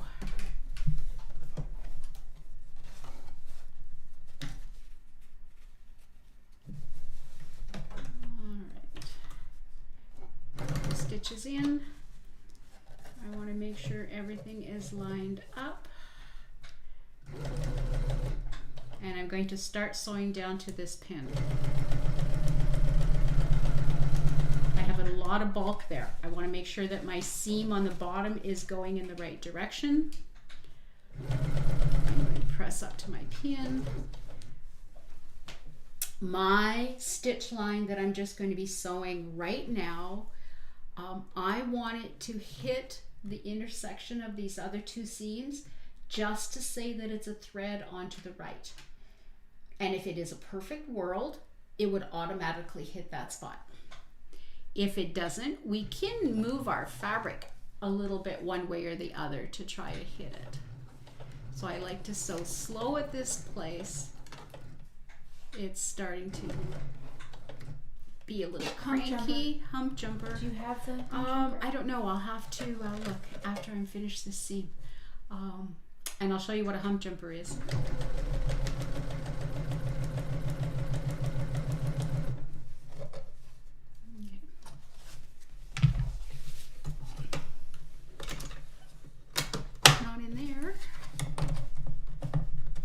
I think you cut that. It's not cut. Oh, that's what I mean. Oh, this. Yeah,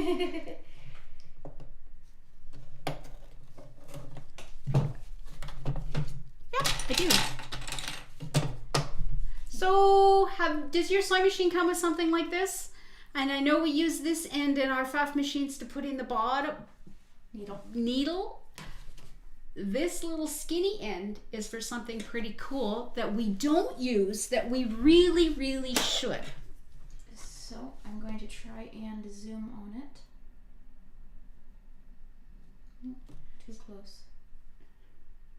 It won't zoom on it. Okay. So we call it a hump jumper. Did you see how my sewing machine sort of hesitated on that lump of fabric because there's so much there? This helps that along. Also, if heaven forbid you had to sew hem jeans, and you know where you're rolling it and it has so much thickness it doesn't want to start, this is what this is for. So we're going to sew up to our seam. I'm going to just move this over just a little bit. I don't want to move a point. So now if my machine was hesitating right here, all I have to do is lift my foot, take this jumper, my needle is going to go in the slot in between. I'm going to just in the back half.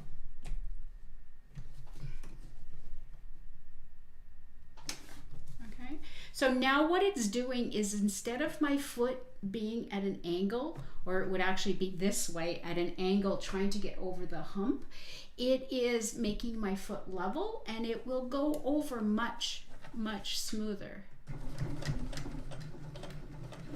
And it just comes off in the end. Sometimes we have these really cool tools that we don't use that we really should, because they are a great purpose.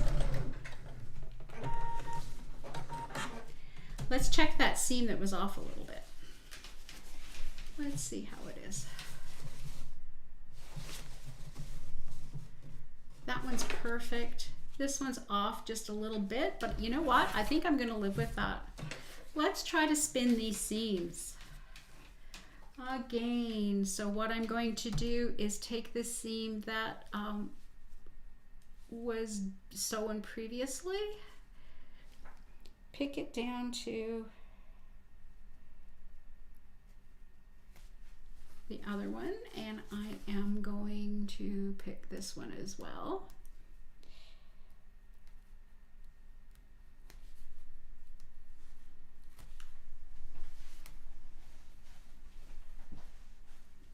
And I'm also going to do this side as well at the same time. I have a little bit of bulk here that I had to push to the side.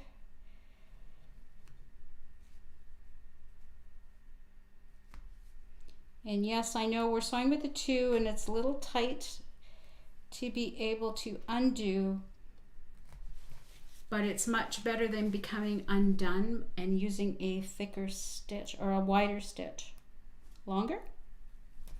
Longer. Longer. Yeah. Because we have the 2 on the crossway seam, it means we're able to do this unpicking on the Vertical seam allowance. Yep. Alrighty. So let's see if this works. So if I press this one in this direction, this one goes in that direction. Can you see that? I'm going to come a little closer if I can get unstuck on the cords here. Okay, so this seam goes in this direction. So it will spin like that. This seam spins in the opposite direction. So it will go like that. Let me grab my iron. Just want to give this a little press so I can turn over. So now that one goes in that direction, this one goes in that direction, and that one will go up again. I want to make sure this is automatically going to want to fold down. So I'm going to stick my fingers in there. I'm going to make sure that's going in the right direction.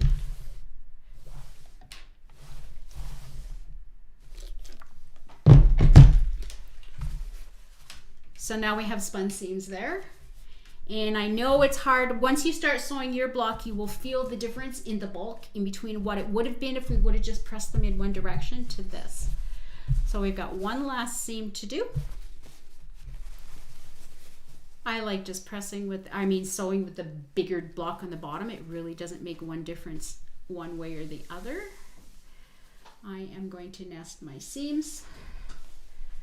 I am going to pin match these points. If anyone has any questions about the block today, now would be a great time to ask them.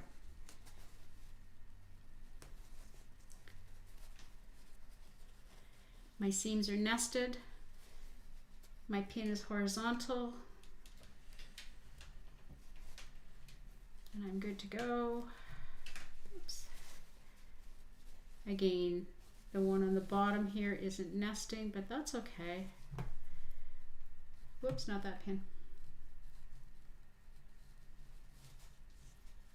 That way.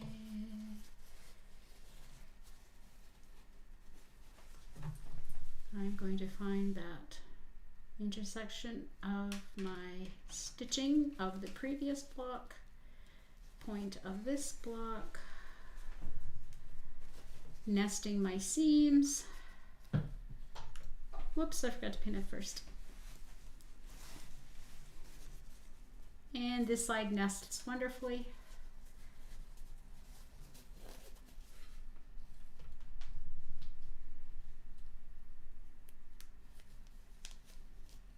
There we go. Just gotta move over, Tiff. I hope I don't bump you.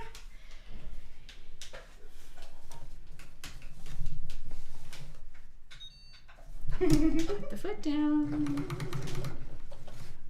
Okay. Make sure my center's lined up nicely. I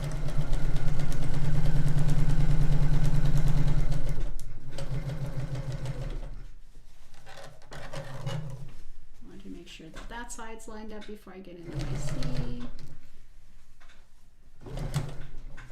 It's cranky there, so let's just lift my foot.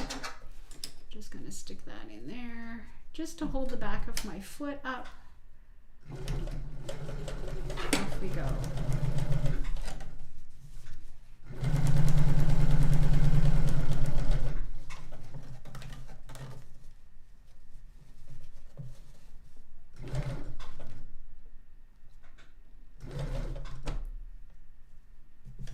Lift my foot up.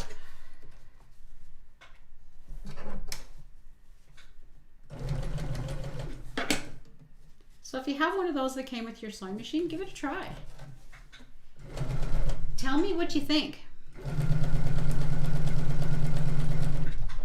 Okay, I feel a lump here. Oh, that's because it's the seams that are not nesting. That's what's going on. Okay. Just going to stop. I can see that my seam's going to flip, and I don't want it to go in the wrong direction. So I'm just going to hold it where it has to go. I can also lift my foot up, make sure that it's going down the way I want it to, lie. Alrighty, let's spin these seams. Let's see if this works.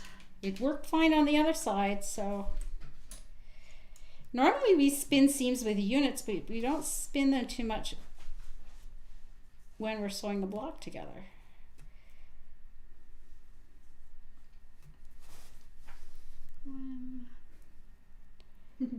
I love the over the glasses looking. Oh, I know, that's my Superman supervision.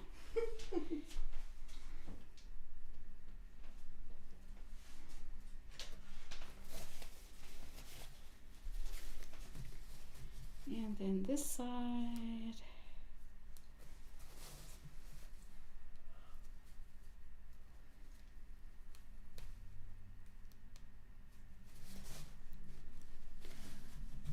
Like a little lump that, yeah. Okay, so here's where I'm going to have to fix. You can see that my seam on this side didn't line up quite right. So if I open it up and look at it, the seams on this bottom one where the seam had shifted is way far away from my corner. I don't like that. So I'm going to undo, but I'm not going to undo the whole row. I'm only going to undo from here. This corner is pretty much perfect. So I'm going to only undo from here to here, and I'm going to realign that corner. So my trusty seam ripper, I'm lined up here, so I can only have to unsew from here.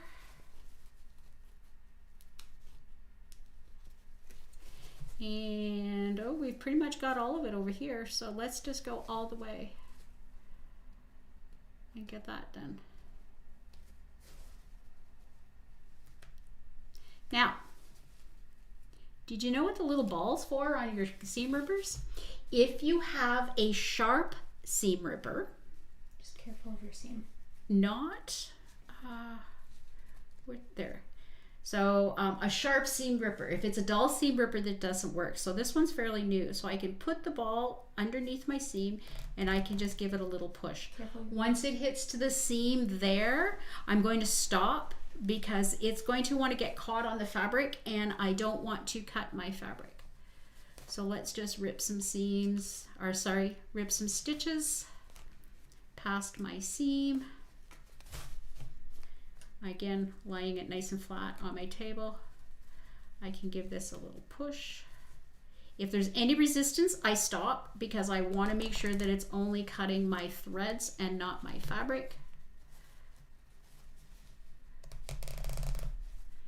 And I went up to that side. So let's repin this corner. Let's see if we can get it a little bit better.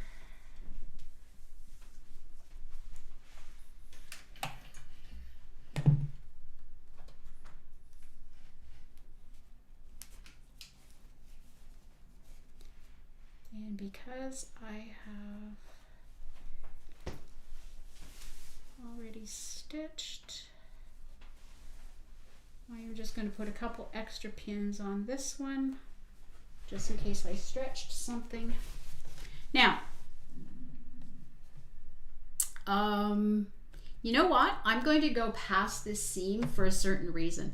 I don't want any more thread buildup in the corner than needed. So if I started sewing here, I want to overlap my stitches about 1 inch. So if some little end comes undone, it's not going to leave a hole in my quilt. That would mean I would have a second seam right in that bulk of my corner. So I am just going to unpick this back just a little bit more, and I'm going to live with having to realign that corner.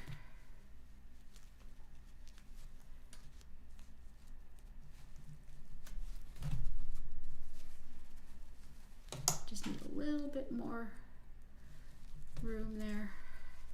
There we go. Okay. That's nicely butted.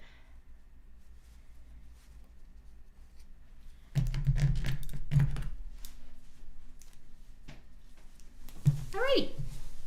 So I want to overlap my previous stitches by about 1 inch or so.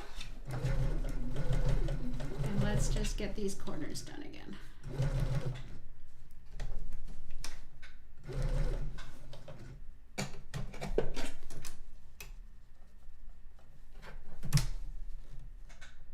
Oh, take my pin out.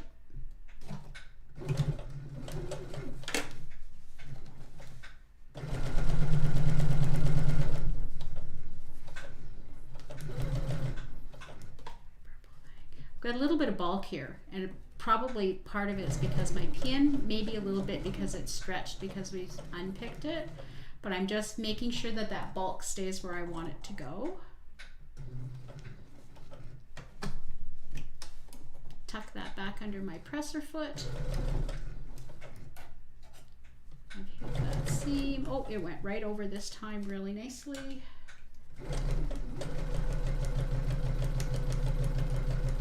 I'm going to overlap this end again a little bit, about 1 inch. Okay, got my thread. Let's see if that's any better. That's better. I can live with that a little bit more. It's still a tiny bit off, so maybe that corner wasn't quite cut exactly perfect, or my other seam was a little bit off, but I'm okay with that. Now we're going to spin those seams. So I've already unsewn those. Yes, I have. Alrighty, so this seam is going in this direction. Is it going to work? Hold on. Yes, it is.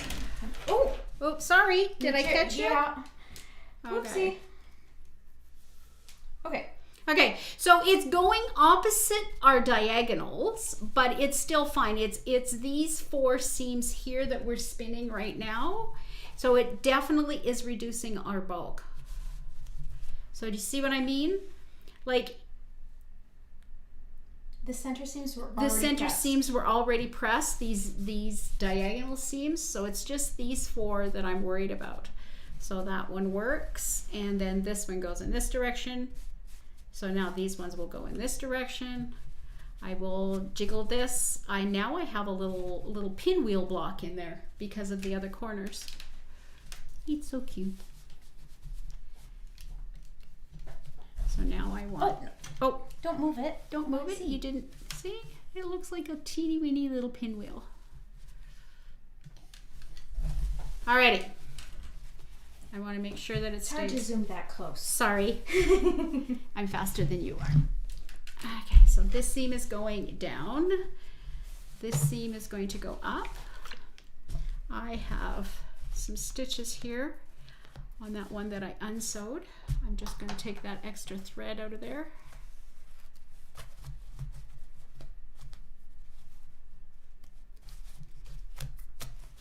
Make sure that that's pressed in the right direction. And this one's going down. Again, I want to grab that bottom corner, make sure it's going to go in the direction that I want. Now that my block is totally done, I can give it a little spritz of steam, and I can really set those seams really nicely. So here is the moment of truth.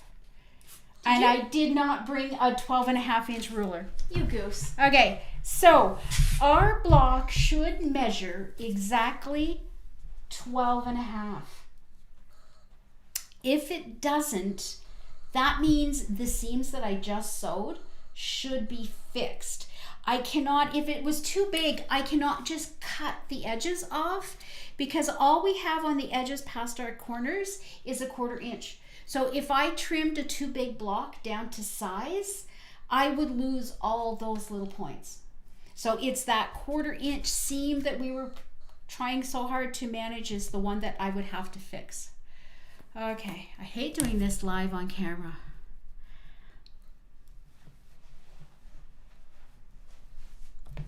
So I am off a little bit on this block, on that direction, and it might be because of the way I pressed. I am just a 1/16 of an inch. Probably because I was pressing a little bit too hard with steam. I can fix that at work. All I'm going to do, because it's a 1/16 of an inch, I don't want to trim them off. So I can either take another little bit of a seam, like just a thread smaller, or just thread bigger. I can also give this a little press with some spray starch. I didn't bring it with me. And I can just shrink it up a little bit. And we have on our big mat at work as well, we've got a Sharpie line outlining a 12.5-inch block. Yeah. So we will iron towards the middle, sort of thing. Absolutely, absolutely. So I would, if this was my mat, I would take my 12.5-inch ruler and I would draw my Sharpie markers there to make an actual square. I can line my mat block up because it's a it's a wool mat and I'm using glass-headed silk pins. I can literally shrink these up a little bit. Let's see if I can even just do it like this.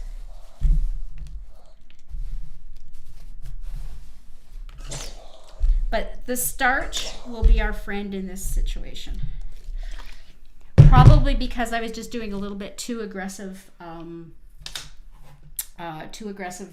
ironing. So I'm almost right there. And I am, whoops, where am I over there? Again, just a little bit out. So I may have to take a couple extra seams a little smaller. I am looking here. Can you zoom in?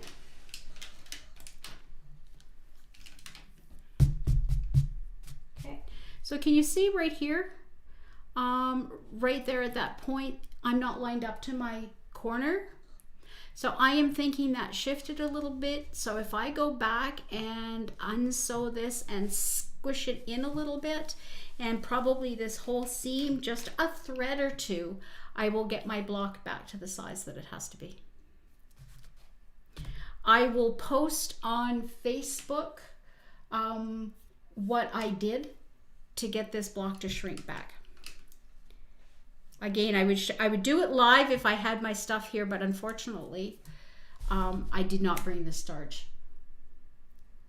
And it looks like you're going to have to do some unpicking. I think I'm going to unpick this row because this one's really off. Yeah. This one's really off, so I think I'm going to end up unpicking this seam. I'm going to pick it all the way. And yeah, it's one of the last ones that I did. So I am going to, that's probably that same corner that was giving me problems earlier.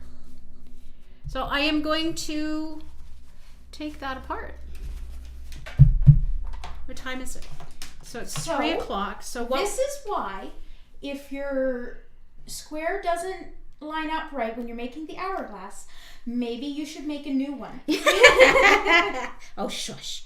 Instead of saying it's good enough. So what I'm going to do is I'm going to undo this seam. I am going to re-sew them back up, and I will let you know on Facebook what we've had, because it's 3 o'clock already. And I think you've seen me enough today. Oh, it's 3 o'clock. Yes. So we are going to unsew this. We'll see you next week. Please, I will post these on Facebook. Please post your blocks as well on Facebook. Yes, we would love to see the blocks and decide the colors that you have decided. So please post those and let me know if you had the same issue as I did.